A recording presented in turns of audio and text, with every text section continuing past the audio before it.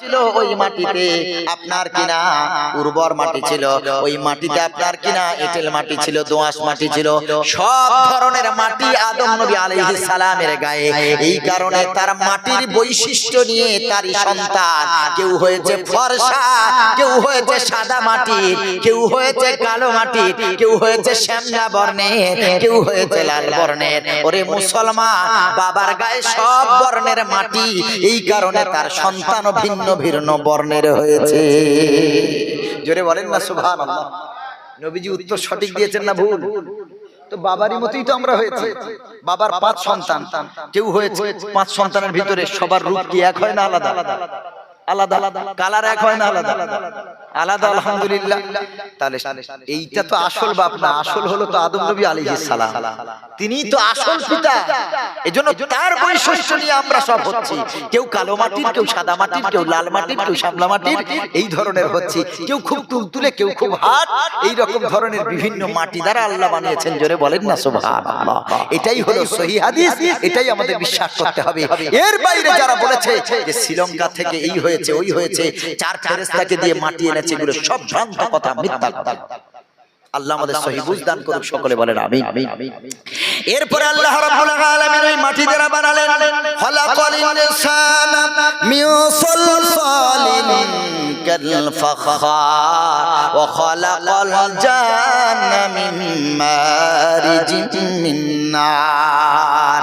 আল্লাহ তাআলা বলেন এই মাটি আল্লাহ তাআলা আনলেন, এটা পাকালেন, শুকালেন, খনখনে আওয়াজ হবে, এমন মাটি দ্বারা আল্লাহ রাব্বুল আলামিন আদম নবী আলাইহিস সালামকে বানালেন, বানিয়ে রেখে দিলেন।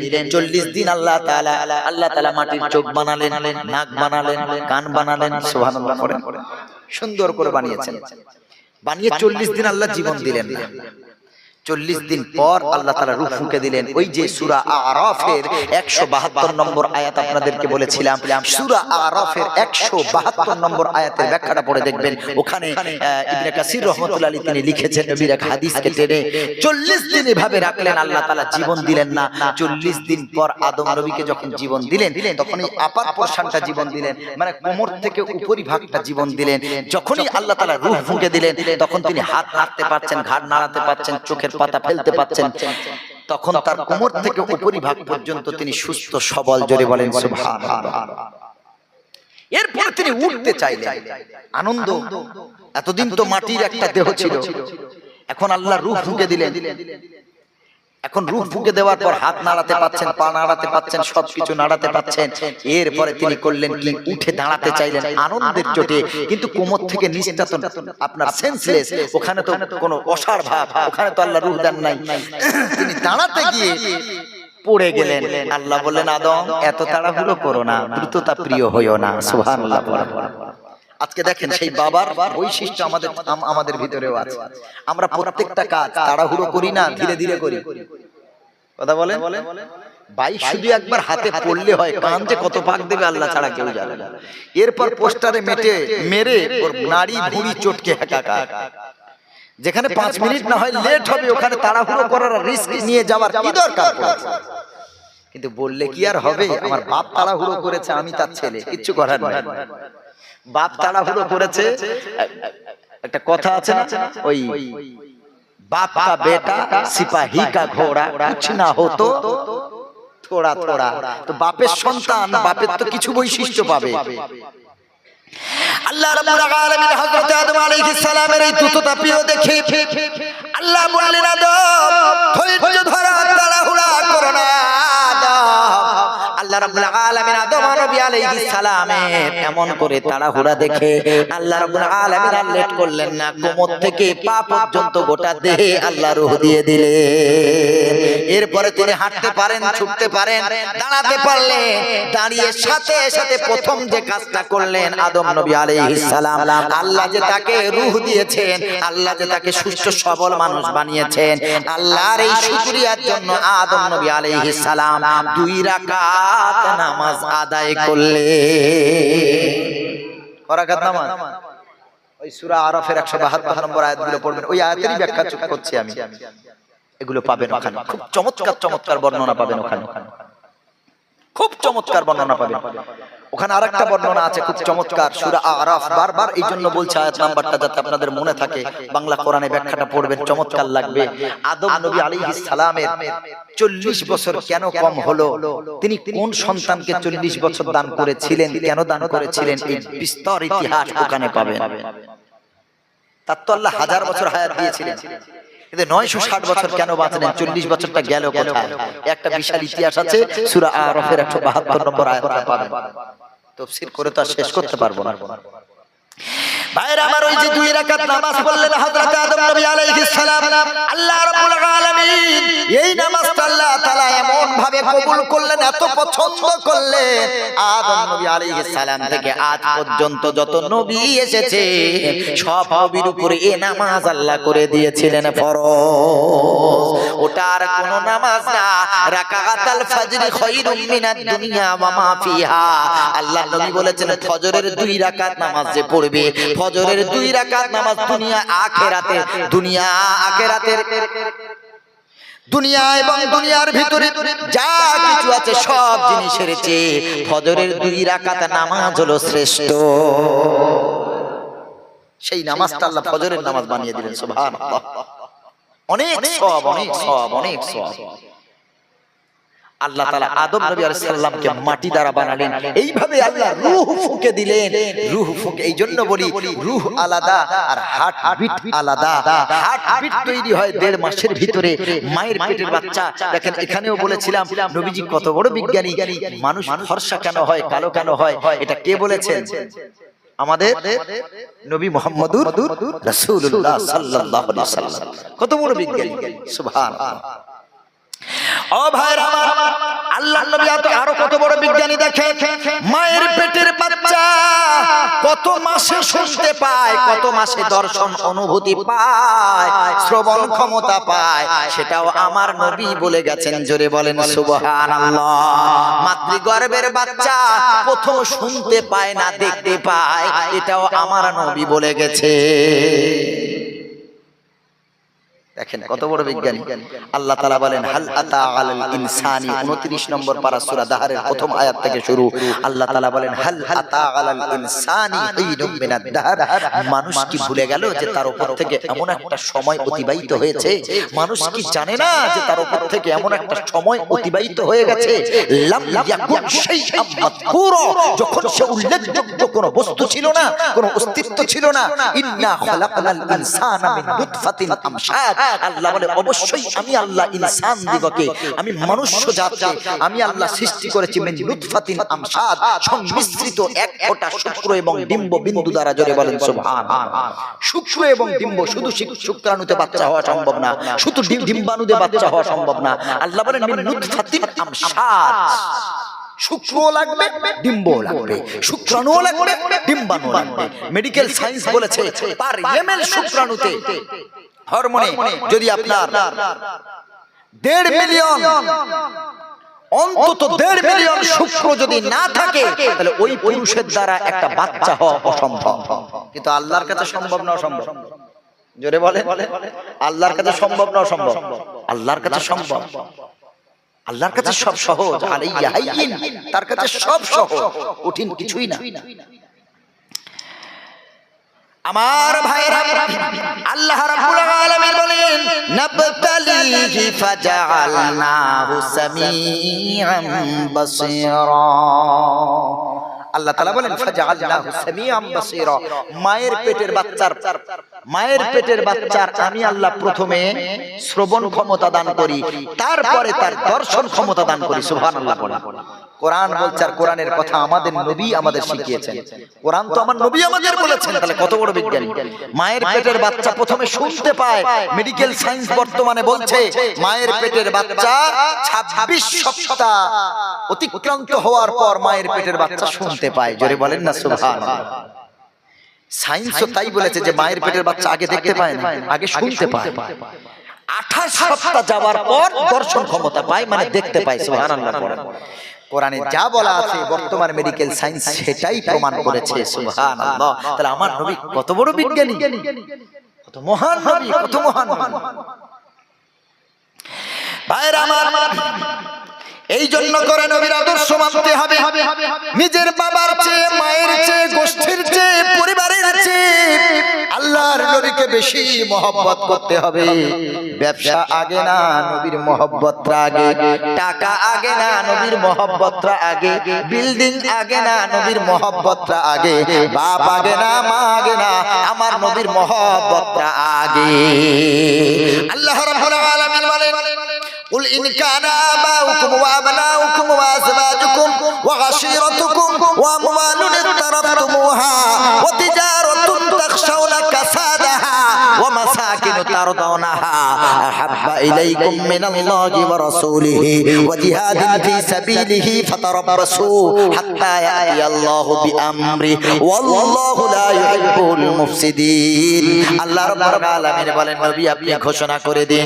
10 নম্বর পারার আয়াত আল্লাহ রাব্বুল আলামিন বলেন, নবী আপনি ঘোষণা করে দিন, ইন কানা আবাউকুম ওয়া আবনাউকুম ওয়া ইখওয়ানুকুম ওয়া আজওয়াজুকুম ওয়া আশীরাতুকুম, তোমাদের ছেলে, তোমাদের মেয়ে, তোমাদের বিবি, তোমাদের মা, তোমাদের বাপ, যদি তোমাদের থেকে শুধু মা বাপ এখানেই না, ওয়া আমওয়ালুন তারাফতুমুহা ওয়া তিজারাতুন তাখশাউনা কাসাদাহা, যেই সম্পদ তোমরা অঢেল সম্পদ করেছো, সম্পদ জমিয়ে রেখেছো, আল্লাহর নবী বলেন এই রকম সম্পদের চেয়ে এরপরে ওয়াতিজারাতুন তাখশাউনা কাসাদাহা, যেই ব্যবসায় তোমাদের লোকসান হয়ে গেছে সেই ব্যবসার চেয়ে, এবং যেই ব্যবসায় তোমরা লাভবান হয়েছো সেই ব্যবসার চেয়ে, তারদাউনা কাসাদাহা ওয়া মাসাকিন তারদাউনাহা, আল্লাহ রাব্বুল আলামিন বলেন যেই বিল্ডিং বানিয়েছো, মন দিয়ে খুব মনের মতো বিল্ডিং বানিয়েছো, সুরম্য অট্টালিকা বানিয়েছো, আল্লাহ রাব্বুল আলামিন বলেন তোমার এই অট্টালিকার চেয়ে, বিল্ডিং এর চেয়েও যদি তুমি আমি এবং আমার আল্লাহ, আমি আল্লাহ বলেন আমি এবং আমার রাসূলকে এবং জিহাদকে যে বেশি ভালোবাসতে না পারবে, যার কাছে প্রাধান্য বেশি না পাবে, তবে শুনে রাখো ফাতারাব্বাসু, অপেক্ষা করো, হাত্তা ইয়াতি আল্লাহু বিআমরিহি, আল্লাহর হুকুম অর্থাৎ মৃত্যু তোমার কাছে চলে আসবে, এর অপেক্ষা করো, মৃত্যু আসার আগে আগে আমার নবীর গোলাম হয়ে যা। আল্লাহ বলেন সব জিনিসের চেয়ে নবীকে কি করতে হবে? মহব্বত করতে হবে, ভালোবাসতে হবে। বাপ মা, কাজ বাদ, ব্যবসা, বিল্ডিং, বালাখানা, গাড়ি বাড়ি, আল্লাহ পর বলে দিলেন প্রত্যেকটা জিনিসের চেয়ে আল্লাহ বলেন যে আমাকে, আমার রাসূলকে এবং জিহাদকে প্রাধান্য বেশি দিতে হবে, ভালোবাসতে হবে বেশি, ভালোবাসতে হবে বেশি। আল্লাহ রাব্বুল আলামিন আবার বলেন আমার নবীকে ভালোবাসো তোমরা। বিশ্ব নবী মুহাম্মদ রাসূলুল্লাহ সাল্লাল্লাহু আলাইহি সাল্লাম বলেন, লা ইউমিনু আহাদুকুম হাত্তা আকুনা আহাব্বা ইলাইহি মিন ওয়ালাদিহি ওয়া ওয়ালিদিহি ওয়ান নাসি আজমাইন। আল্লাহ নবী সাল্লাল্লাহু আলাইহি সাল্লাম বলেন অতক্ষণ পর্যন্ত ঈমানদার হতে পারবে না যতক্ষণ পর্যন্ত তোমার সন্তানের চেয়ে, তোমার পিতামাতার চেয়ে এবং পৃথিবীর সকলের চেয়ে আল্লাহ নবীকে বেশি ভালোবাসতে না পারবে। আল্লাহ রাব্বুল আলামিন আবার বলেন, কুল ইন কুনতুম তুহিব্বুনাল্লাহ ফাত্তাবিউনি ইউহিব্বুকুমুল্লাহ ওয়া ইয়াগফির লাকুম যুনুবাকুম ওয়াল্লাহু গফুরুর রহিম। আল্লাহ বলেন নবী আপনি বলে দিন, ইন কুনতুম, যদি তোমরা চাও, তুহিব্বুনাল্লাহ, আল্লাহকে ভালোবাসতে। কাকে ভালোবাসতে? আল্লাহর সাথে আল্লাহর নবীর কি সম্পর্ক দেখেন, ওতপ্রোতভাবে জড়িত, কি মুহাব্বত, সুবহানাল্লাহ। আল্লাহ বললেন নবী আপনি বলুন, ইন কুনতুম তুহিব্বুনাল্লাহ, যদি তোমরা চাও আল্লাহকে ভালোবাসতে, ফাত্তাবিউনি, ও নবী আপনি বলুন তারা যেন আপনার অনুসরণ করে, আপনাকে ইত্তেবা করে, আপনাকে অনুকরণ করে, আপনাকে মডেল হিসেবে যেন তারা মেনে নেয়। যদি আপনি খুশি হয়ে যান, ইউহিব্বুকুমুল্লাহ, আমি আল্লাহ তাদের উপরে খুশি হয়ে যাব। কি মুহাব্বত! বয়ফ্রেন্ড তার গার্লফ্রেন্ডকে বলছে তোমার ঘুমানো মানে আমার ঘুম, তোমার খাওয়া মানে আমার খাওয়া। ও সারা রাত গার্লফ্রেন্ডটা মোবাইল কাটে না, বয়ফ্রেন্ড মোবাইল ধরে আছে। যখন ভোরের দিকে মেয়েটার যখন ঘুম ভেঙেছে, ও তখন বলছে ওর সারা রাত জেগে জেগে জেগে জেগে ওই গার্লফ্রেন্ড নিঃশ্বাস ফেলছে, নিঃশ্বাসের আওয়াজটা মোবাইলে স্পিকারে ধরছে, ক্যাচ করছে, ওইটা শুনে ও অন্তরে প্রশান্তি লাভ করছে। ও যখন গার্লফ্রেন্ড ঘুম থেকে উঠে বলছে, হ্যাঁ গো সোনা তুমি এখনো ঘুমাওনি, বলে না গো জান, তোমার জন্য তোমার নিঃশ্বাসটাই আমার প্রশান্তির কারণ। তুমি যে নিঃশ্বাস ফেলছো, হয়তো তুমি কথা বলো না, কিন্তু তোমার নিঃশ্বাস আমি মোবাইলের মাধ্যমে পাচ্ছি, এতেই আমি অনেক শান্তি পাচ্ছি। আহারে কি ভালোবাসা! কিচ্ছু বোঝে না যুবকেরা, ঘরে স্ত্রী রেখে বাইরে সম্পর্ক এগো করছে না, করছে না, কেউ করে না। আপনাদের বাগনানের কি খাদিনান এলাকার মানুষ আল্লাহর ওলি, এরা ঘরে স্ত্রী রেখে বাইরে পরকিয়া করে না। আর এখানকার স্ত্রীগণ তারা স্বামী রেখে বাইরে কারোর সাথে সম্পর্ক করে না, তাই তো নাকি? কি যে হচ্ছে সে তো খবর পাচ্ছি আর খবর জানছি, কি ঘটছে, কে কাকে নিয়ে হিজরত করছে, কে কাকে নিয়ে চলে যাচ্ছে, কোনো খবর নাই। আল্লাহ হেফাজত করুক। ও বিয়ে করে রেখে নতুন বউকে বছরের পর রেখে দিয়ে দুবাই যাচ্ছে কাজ করতে, ভিখারির বাচ্চা, বউর একটা পেট চালাবে তার জন্য দুবাই যেতে হবে। 2 মাস বিয়ে করে 15 দিন বিয়ে করে রেখে নতুন বউকে রেখে দুবাই যাচ্ছে, কেরালা যাচ্ছে, বাইরে যাচ্ছে। কেন? আমার দেশে টাকা নাই না? আপনার থানার অন্তর্গত এখানে ব্যবসা করা যায় না বা কিছু করতে পারেন না?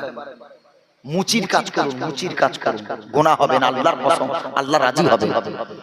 বিয়ে করে বউটাকে বছরের পর বছর রেখে দিয়ে তার তো একটা দৈহিক চাহিদা আছে, শারীরিক চাহিদা আছে, আপনি কিচ্ছু বুঝলেন না, শুধু টাকাই সব। মাসে মাসে স্ত্রীর অ্যাকাউন্টে টাকা পাঠিয়ে দিলেন, টাকাই সব। খবরদার এটা করবেন না। অল্প ইনকাম করেন, বেশি অতি লোভে তাতি নষ্ট, বাংলা একটা কথা আছে, লোভ বেশি করবেন না, হালাল ইনকাম করুন, আল্লাহ বরকত দেবে ইনশাআল্লাহ। নারীর ফাঁদে পা দেবেন, জীবন শেষ হয়ে যাবে। প্রতি মাসে যা ইনকাম করবেন বাপ মা আর পাবে না, ওরে একাই দিতে কুলায় না, বাপ মা পাবে কত? মাসে যা ইনকাম করে, মাস গেলে যা মাইনে পায়, বাপ মা বলে হ্যাঁ রে এ মাসে টাকা দিলি না, ঘরে চাল নেই, গ্যাস নেই, গ্যাস শেষ হয়ে গেছে, সিলিন্ডার অর্ডার করতে হবে। মা এ মাসে টাকা যা দিয়েছিস আমার হাত খরচ শেষ হয়ে গেছে। আবার কোন মাসে পায় বলে এই মাসে টাকা দেয় না, ওর টাকা তো সব গার্লফ্রেন্ড মেরে দিয়েছে, পাবে কোথায়? ওর তো হাজারো আবদার পূরণ করে। চাকা গোল পয়সা গোল, গোল আলু গোল, তার চেয়ে আরো গোল মনের গন্ডগোল। চাকা গোল পয়সা গোল, গোল আলু গোল, তার চেয়ে আরো গোল মনের গন্ডগোল। কাক কালো কোকিল কালো, কালো মাথার কেশ, তার চেয়ে আরো কালো মনের হিংসালেশ। নিম তিতা চিরতা তিতা আরো তিতা খর, নিম তিতা চিরতা তিতা আরো তিতা খর, তার চেয়ে আরো তিতা 203 ঘর। নারী জাতি কোমলতি কিবা মন্ত্র জানে রে, নারী জাতি কোমলতি কিবা মন্ত্র জানে রে, প্রেমের রশি গলায় দিয়া আস্তে আস্তে টানে রে। এই ফাঁদ একবার গলায় পড়বে না, জীবনে খুলতে পারবে না, জীবনে খুলতে পারবে না। যে গার্লফ্রেন্ড বিয়ের আগে তোমার এত ঝেড়ে নাই, বিয়ের পরে যে তোমার কি ঝাড়া ঝাড়বে আল্লাহ ছাড়া কেউ জানে। তুমি ভালোবাসা দেখা, তোমার জন্য ঘুমায় না, খায় না, গলা টুটি পর্যন্ত চাপ দিয়ে ভাত খেয়ে ঘুমিয়ে উঠে বলছে সোনা আমি তোমার জন্য খাইনি, মিথ্যা কথা। ঘুম দিয়ে উঠে বলছে একটুও ঘুমাইনি, সারা রাত তোমার চিন্তায় পাগল। কত ভালোবাসে, কয়েক মাস মোবাইলে রিচার্জ করা বন্ধ করে দেয়। রিচার্জ তোর বাপ মরে গেছে, দাদা মরে গেছে, ওর গোষ্ঠী কেউ বেঁচে নেই, শুধু তুমি একাই আছো। রিচার্জ আর কে করে দেবে, তাই না? 3 মাস গেলে 700 টাকা রিচার্জ কোথায় দিচ্ছে খেয়াল করেন, পাবে কোথায়? সব কেড়ে নিচ্ছে, সব শেষ, সব শেষ। যুবক বোঝে না, আসল যদি ভালোবাসা থাকে 2-3 মাস রিচার্জ বন্ধ করে দেন, ওর আবদার গুলো পূরণ করবেন না 2-3 মাস, ও দেখবেন আপনার আরেক বন্ধুকে নিয়ে হিজরত করে। শুধু দেওয়া বন্ধ করে দেন, কয়েক মাস বলে ওকে শোনা যান, যা বলার বলুন, বলে দমিয়ে রাখুন যে কাজকর্মের অবস্থা খুব খারাপ, মাইনে করি এখন পাচ্ছি না, 3 মাস আমার কাছে কিছু আবদার করিস না, 3 মাস পর আবার তোর যা দেওয়ার আমি যতটুকু পারবো দেবো। ও দেখবে 3 মাসে যখন মোবাইল রিচার্জ আর হচ্ছে না, ও দেখবে যখন আর ওর কোনো জিনিস পাচ্ছে না, ওকে বেড়াতে নিয়ে যাচ্ছে না, ঘুরতেও নিয়ে যাচ্ছে না, ও দেখবে অন্যজনকে নিয়ে ইনশাল্লাহ পালিয়ে গেছে। বুঝতে পারছেন না? আসল ভালোবাসা কখনো অর্থের ভালোবাসা হয় না। খবরদার, সাবধান, এই বেড়া জালে পা দেবেন না। এই নারীর ফিতনায় যে পা দিয়েছে জীবন পুরো শেষ। নারীর ফিতনায় পা দেবেন না। আল্লাহ আমাদের হেফাজত করুক, সকলে বলেন আমিন। আমার রাসূল বলেছেন কিয়ামতের আগে এক একজন 50টা গার্লফ্রেন্ডের দায়িত্ব নেবে। কি গো, আশ্চর্য হলেন যে আমাদের নবী আবার এমন কথা বলতে পারে না? 50 জন গার্লফ্রেন্ড হবে তার মানে? জি, এটাই হাদিসের কথা।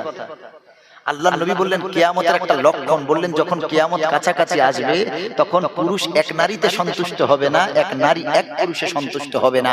বললেন 50 জনের দায়িত্ব নেবে একজন পুরুষ। আল্লাহ নবী বললেন লিখামসিনা ইমরাআতান আল কাইয়িমুল ওয়াহিদ, একজন পুরুষ 50 জন নারীর দায়িত্ব নেবে কিয়ামতের পূর্বে। কিয়ামতের পূর্বে এটা ঘটবে।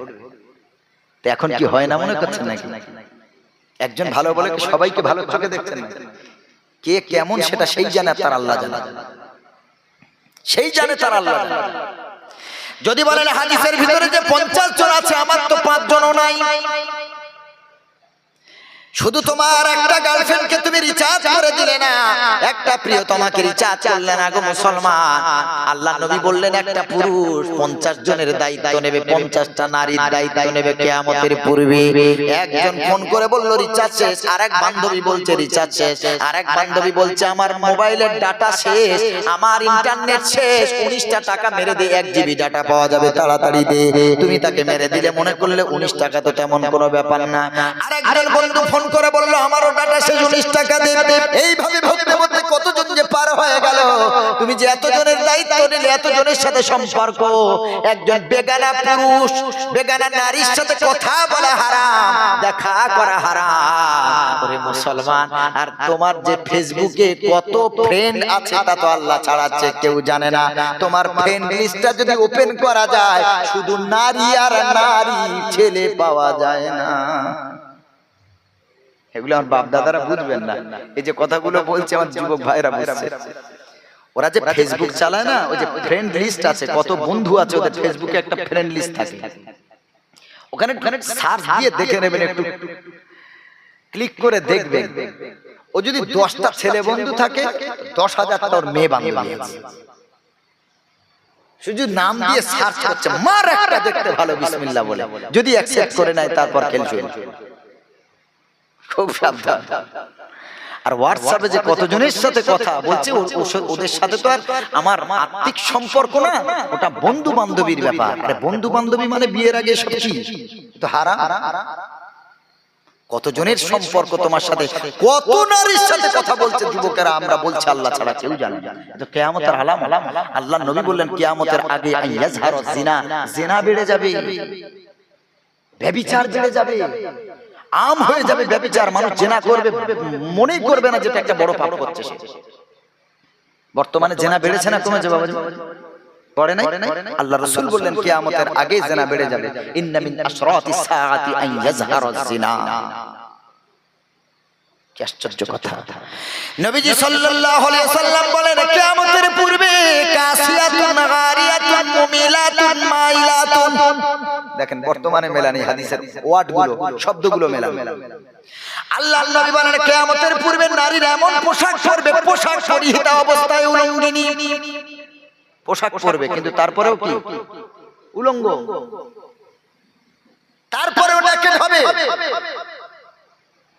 পোশাকও পরবে আবার নেকেড, তার মানে পোশাক পরলে আবার নেকেড হয় না, উলঙ্গ হয় না। কিন্তু রাসূল বললেন হ্যাঁ, এমন পোশাক পরবে, রেশমের কাপড়ের এমন পাতলা পাতলা পোশাক পরবে যার ভিতরের বডি স্ট্রাকচার বাইরে থেকে দৃশ্যমান হবে, মানুষ বুঝতে পারবে। তারপরেও নির্লজ্জ বলল নারী স্বাধীনতা, ব্যক্তি স্বাধীনতা, সেলফ ফ্রিডম, এটা আমার স্বাধীনতা। আমার স্বাধীনতায় হস্তক্ষেপ করা, আমি কি পরবো, কি খাবো, কিভাবে ইনকাম করবে এটা তুমি বল আর কি। আরে কি স্বাধীনতা! ওরা জিন্স পরে ঘুরে বেড়াবে, শর্ট ড্রেস পরে, টপ পরে ঘুরে বেড়াবে, যুবকরা তাকালে বলে তো দৃষ্টি খারাপ। বলে না, বলে না?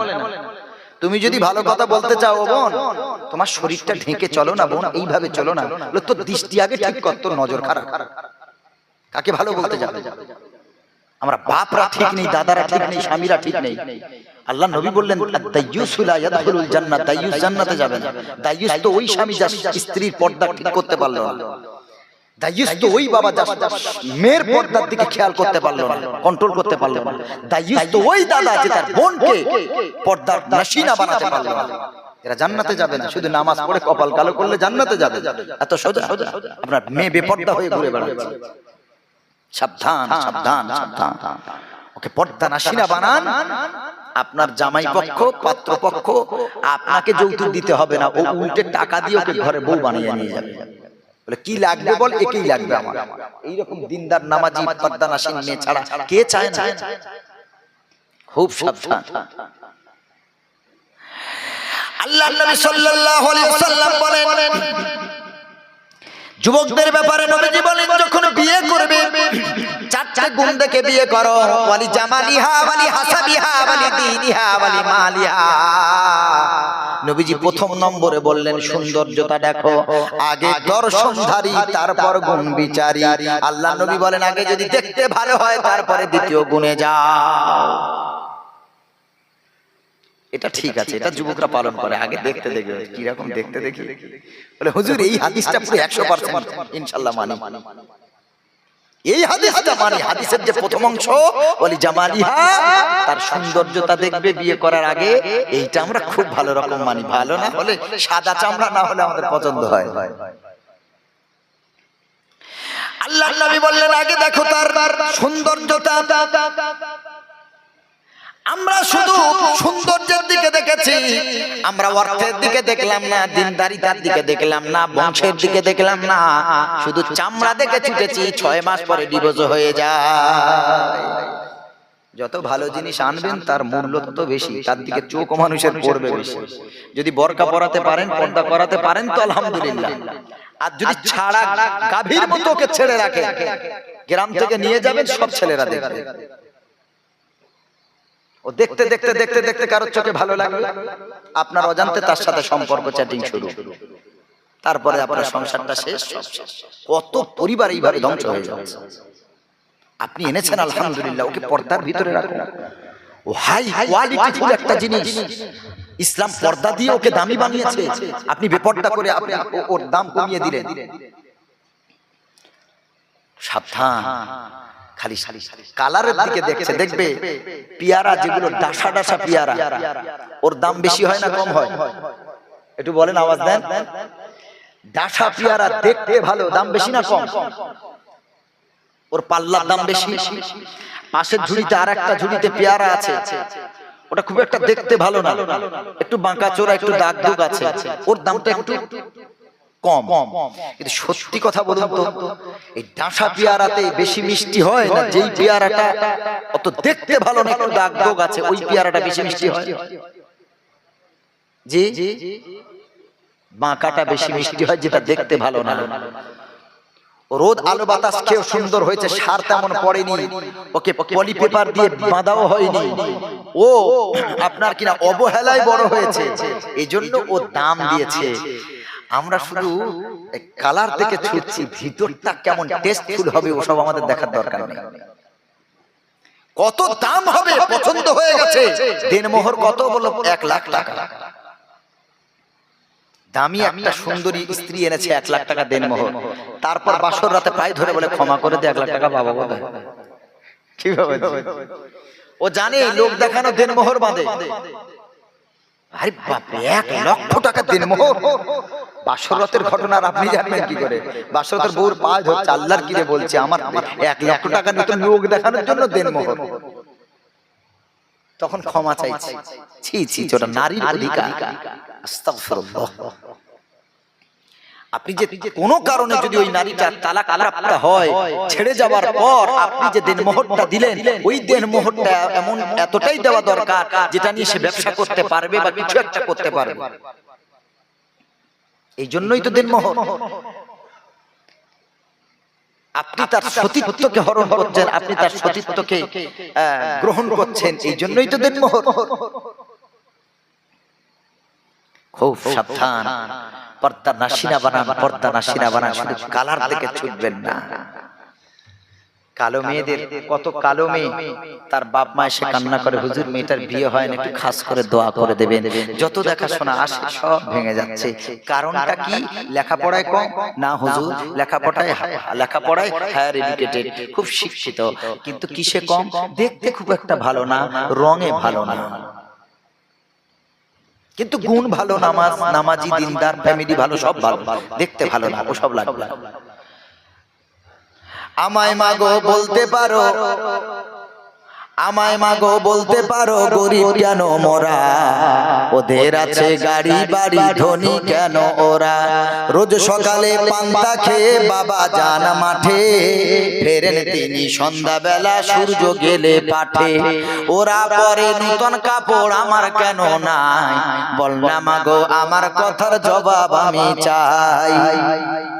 মা বলে শোন আমার রতন, ওরা হলো রাজা, আর পরের জমির আল ঠেলে খায়, কষ্টে থাকে প্রজা। নামাজ নাই কোরআন নাই, নাই কো ওদের রোজা। নামাজ নাই কোরআন নাই, নাই কো ওদের রোজা। আর হারাম টাকায় তাই কিনে খায় মদ তাড়ি আর গাঁজা। গরিব হলেও দিন চলে যায় খেয়ে আলু ভাতে ডাল, গরিব হলেও দিন চলে যায় খেয়ে আলু ভাতে ডাল। আর এমন ব্যাধি ধরলো ওদের রুটি খায় আর গাল। নারায়ে তাকবীর। গরিবের মেয়েটারে কেউ বিয়ে করতে চায় না, কালো হয়েছে বলে বড়ই অপরাধী, বড়ই দাগ বসে গেছে। কিন্তু ওই নারী যদি পর্দা নাশি না হয়, ইমানদার যদি হয়, দিনদার যদি হয়, ওটাকে বউ বানিয়ে আনো। নবী বলেছেন ওই সংসার জান্নাতের টুকরা।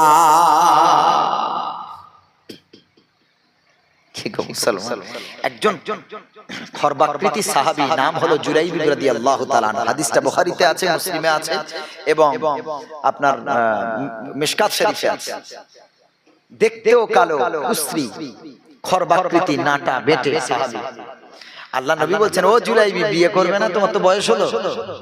হযরত জুলাইব রাদিয়াল্লাহু তাআলা আনহু বলেন ইয়া রাসূলুল্লাহ, আমাকে কে বিয়ে করবে? আমি তো খর্বাকৃতি এবং আমার দেখতেও ভালো না, তাহলে বিয়েটা করবে কে? আমাকে তো মদিনার মেয়েরা, আমি বাইরে বেরোলেই যদি দেখতে পাই ঘরে ঢুকে যায়, আমার সাথে কেউ কথা বলতে চায় না।